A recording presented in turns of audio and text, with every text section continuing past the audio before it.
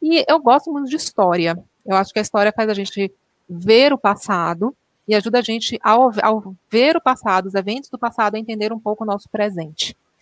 E então, eu vou trazer um pouquinho da história da imunologia antes de a gente falar exatamente sobre a resposta imune ao SARS-CoV-2.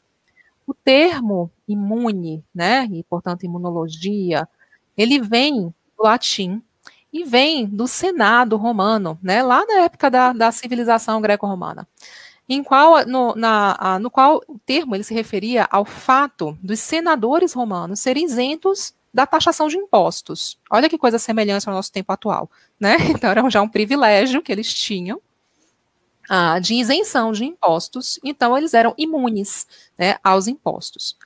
A primeira vez que esse termo foi utilizado, né, com relação ao aspecto de saúde, né, de se tornar protegido contra uma doença infecciosa, remonta ao período da peste ateniense, da Guerra do Peloponeso, que foi lá por volta de 431 a 404 a.C. Foi uma guerra que durou uns 20 e poucos anos, entre Atenas e Esparta. E tinha um grande historiador da época, Tucídides, né, que ele passou anos viajando e fazendo anotações muito detalhadas sobre a guerra. Ele estava historiando a guerra do Peloponeso, mas ele terminou historiando sobre a peste ateniense. Então, ele fez relatos muito precisos sobre essa doença, essa epidemia, que levou à morte, né, levou uma verdadeira catástrofe em Atenas, a cidade de Atenas, levou à morte, os historiadores creem, de 1/3 a 1/4 da população de Atenas.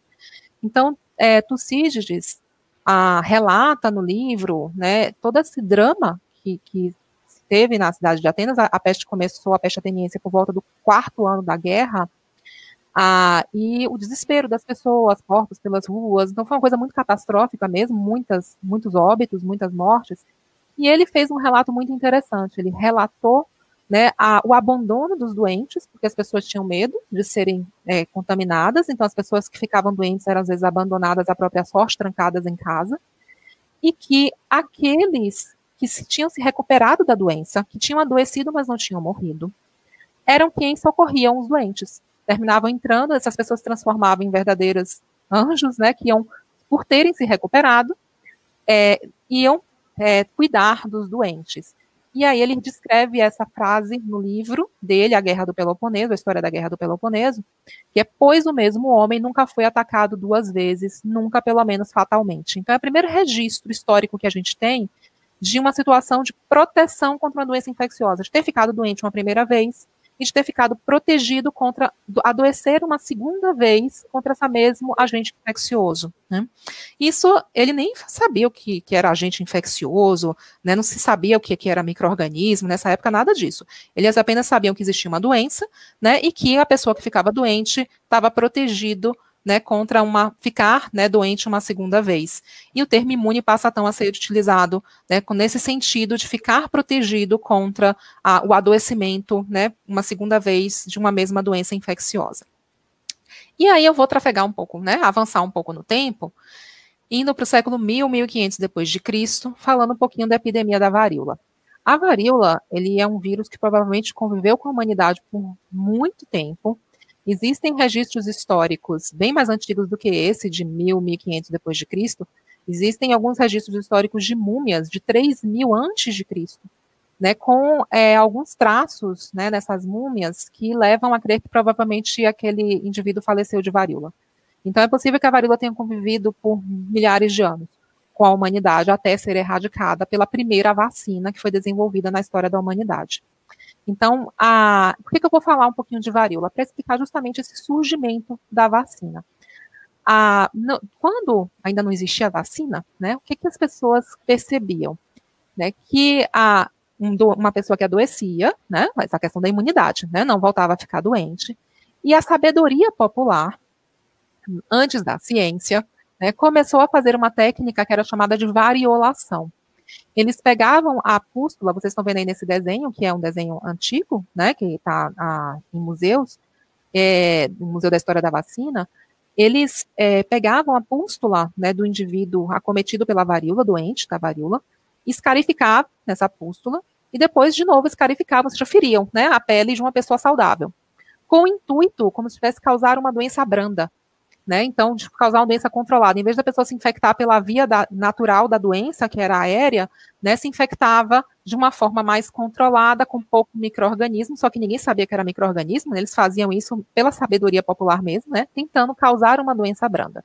E a pessoa realmente adoecia, tinha febre, prostração, etc., mas de uma forma muito mais branda.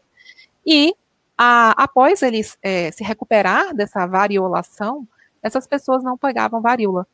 Então, essa técnica também era utilizada na forma de vaporização, como se estivesse botando um vapor, né, da ferida, da casca da ferida dos doentes de varíola. Ela era utilizada com esse propósito na China e no Oriente. A varíola, para se ter uma ideia da sua mortalidade, né, seu alto grau de mortalidade, ela matava 30% dos acometidos. Então, era uma doença extremamente fatal, extremamente grave, que levou à morte só no século XX de cerca de 500 milhão de pessoas. Então, a varíola, ela é catastrófica, né? Ela causava uma grande taxa de mortalidade. Essa mulher, ela tem uma Lady Mary Montagu, ela teve uma função, também um papel muito importante na história da ciência.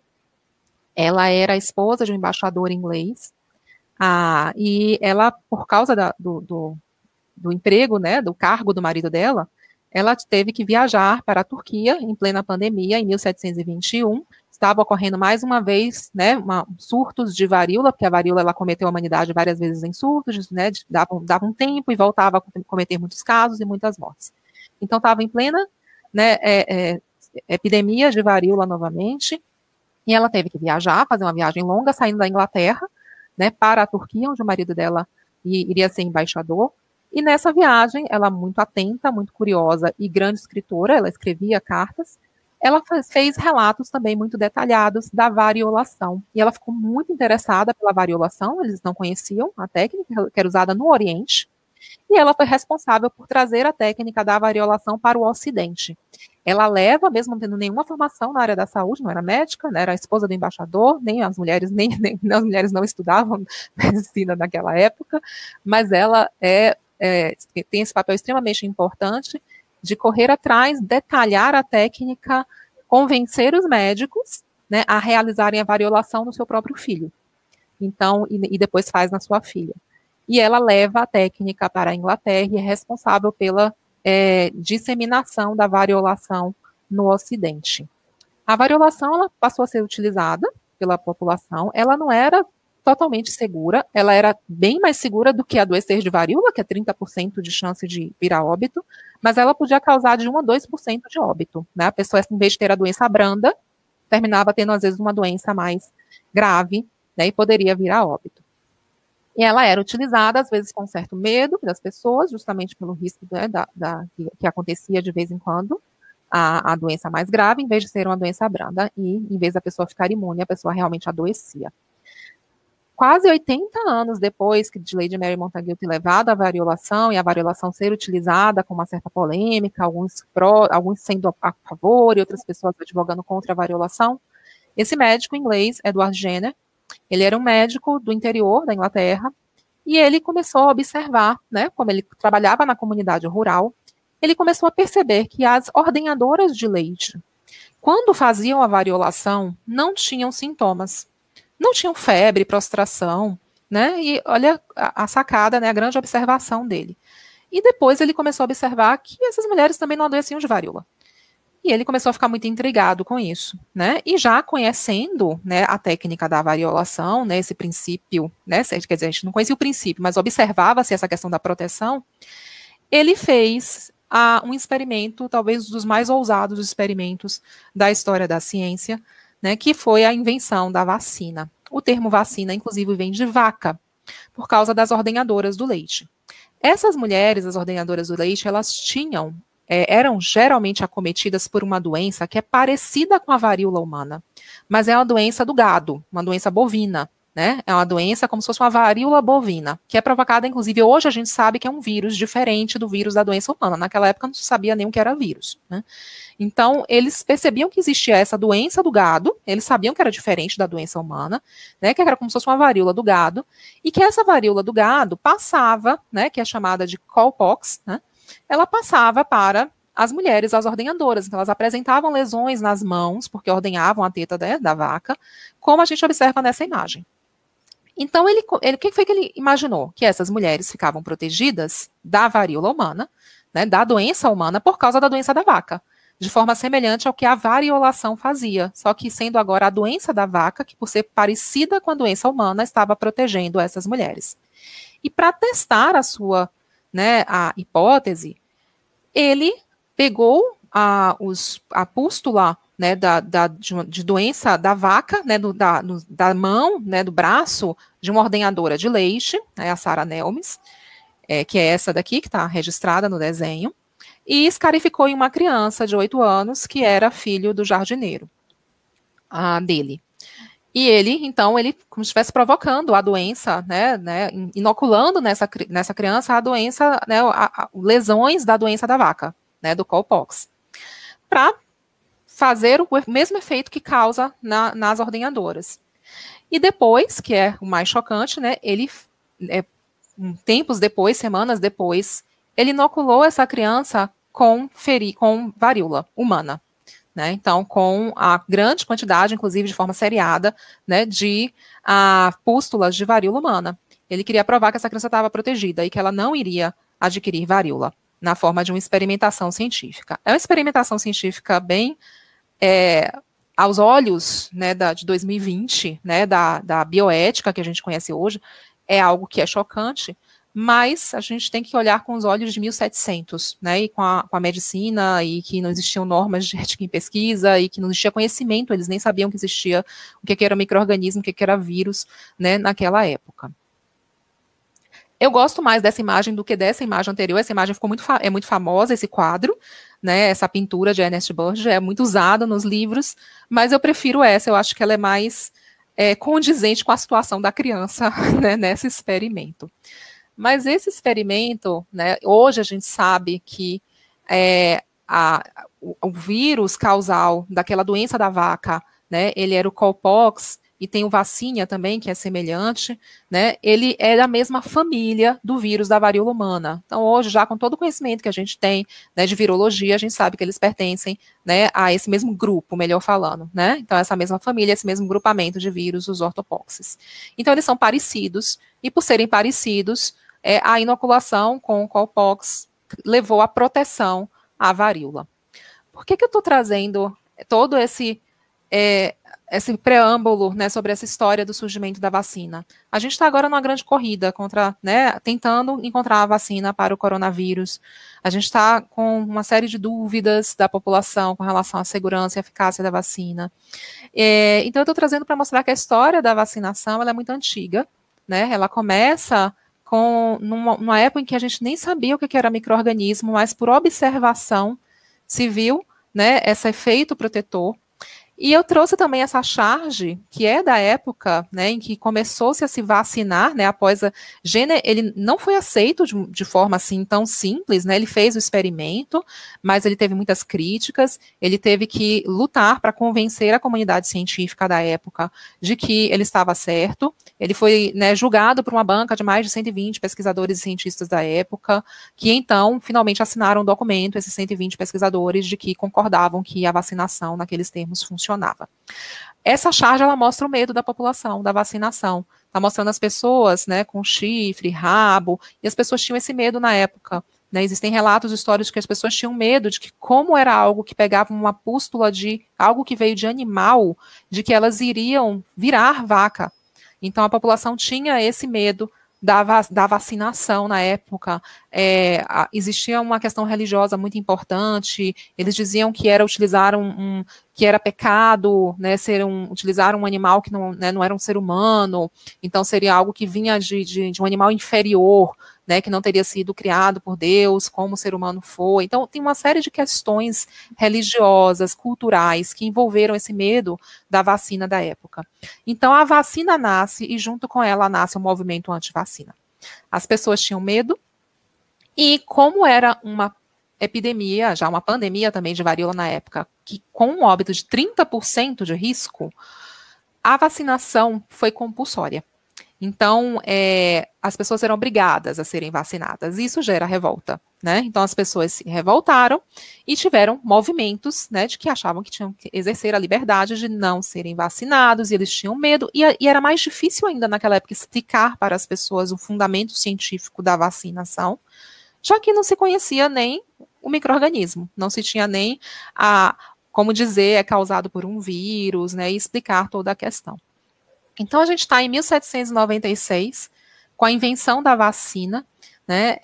Em 1674 já se tinha visto, já tinha sido criado o microscópio, mas não se tinha conhecimento de que aquilo era um micro-organismo que causava doença infecciosa. Se chamou aquelas coisinhas que se via no microscópio de animalículos, e não se tinha uma associação entre eles e as doenças infecciosas, só foi surgindo aos poucos, paulatinamente.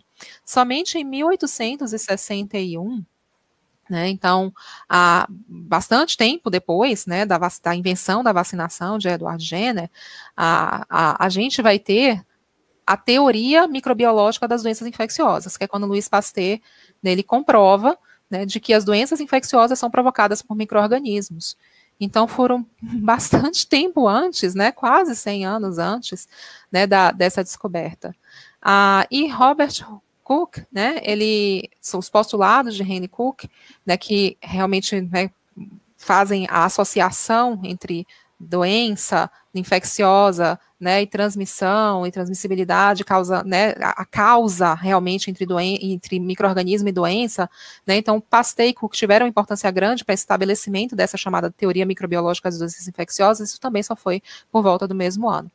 E o processo de desinfecção, né, de Lister só veio em 1865. Então, somente quase, né, 100 anos depois, é que a gente, depois da invenção da vacina, é que se foi entender que é necessário desinfetar as superfícies cirúrgicas, que é necessário ter desinfecção, lavar as mãos.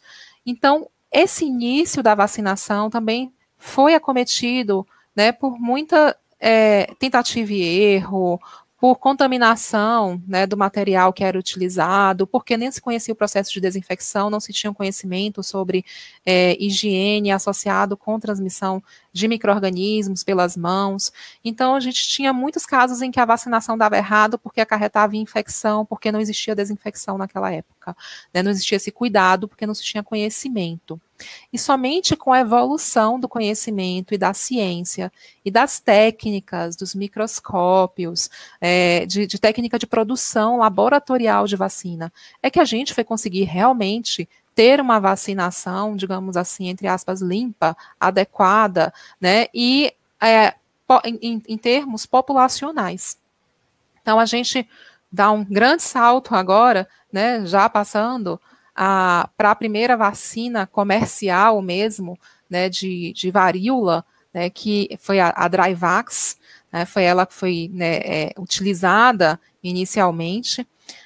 Inclusive, ela não era mais o Cowpox, ela era um outro vírus, o vírus da vacina, né, e foi ela que foi utilizada inicialmente para aquelas primeiras vacinações, né, das populações. Então, a gente vê essas filas, né, tem essas fotografias históricas das pessoas fazendo fila para serem vacinadas, né, para a varíola. Essa aqui embaixo é no Brasil, né, em 63.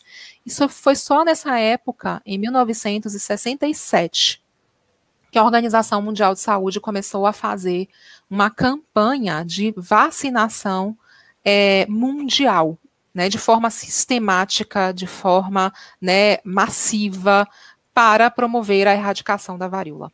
Então, foram muitos anos depois, quase 200 anos depois, que a gente foi começar a conseguir, né, ter tecnologia o suficiente, compreensão científica, produção, desenvolvimento da indústria farmacêutica, para, então, a gente conseguir fazer uma vacinação em nível mundial, populacional. Então, esse gráfico ele está mostrando, né, cada pontinho desse está mostrando o número de países que ainda era acometido, né, onde ainda tinha casos de varíola. Então, como ele foi decaindo ao longo dos anos. aqui é 1967, quando começa realmente essa vacinação maciça, né, mundial, nesse programa de erradicação da varíola através da vacinação, onde a Organização Mundial de Saúde, a OMS, ela colocou como meta que cada país vacinasse pelo menos 80% da sua população. E a gente observa como drasticamente começou a cair o número de países no qual a varíola ainda se encontravam casos de varíola, né, doença ativa, e em 1980 tem essa capa histórica da revista da OMS, né, em que o título é "O Smallpox está morto". O Smallpox é o vírus da varíola. Foi a primeira doença que foi erradicada, né, a primeira doença infecciosa humana que foi erradicada, né, pela vacinação. A gente conseguiu fazer com que esse vírus sumisse de circulação, né, do nosso planeta. Infelizmente, foi a última. A gente conseguiu diminuir pela vacinação muitas outras doenças, mas a gente não conseguiu erradicá-las ainda. O pólio está bem pertinho de erradicar, mas a gente ainda não conseguiu a erradicação mesmo, né? Então, o último caso de varíola foi detectado em 77, né? E a OMS esperou até 80 para ver que realmente isso era consistente e declarar que a gente tinha, né, erradicado a varíola.